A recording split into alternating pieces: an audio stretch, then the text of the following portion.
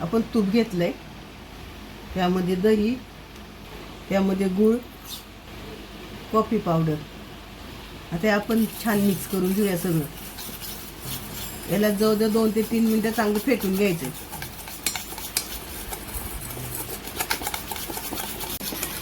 आपलं फेटून झाले, त्यावर आपण चाळणी ठेवणार आहे. इथं मी बाजरीचं पीठ भाजून घेतलंय. बेकिंग पावडर, बेकिंग सोडा आणि कोको पावडर हे आपण चाळून घेणार आहे. मिक्स करून घेऊया आपण. त्यामध्ये दूध ओतणार आहे आपण आणि मिक्स करून घेणार आहे.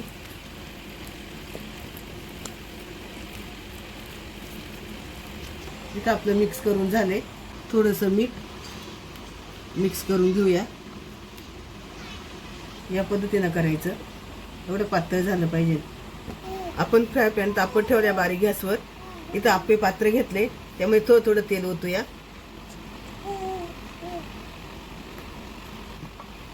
हे तेल बोटाने सगळीकडे लावून घ्यायचं. असं तुमच्याकडे ब्रश असेल तर ब्रशने लावून घ्या. पूर्ण कव्हर करायचं गोल हे. आणि उरलेले याच्यात तेल आहे ते आपण ओतून घेऊया. इथं तेल लावून तयार झाले आप्पे पात्र. केकचं बॅटर टाकून घेऊया. थोडं थोडंच टाकायचं. थोडीशी जागा वरती रिकामी ठेवायची, कारण फुगल्यावर मग वरती येतं.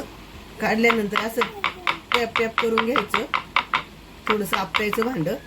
त्याच्यावर थोडेसे ड्रायफ्रूट टाकून घ्यायचे. आपला फ्राय पॅन तापलाय, त्यावर आपण आप्पेचं भांडं ठेवलंय. त्याच्यावर झाकण ठेवलंय.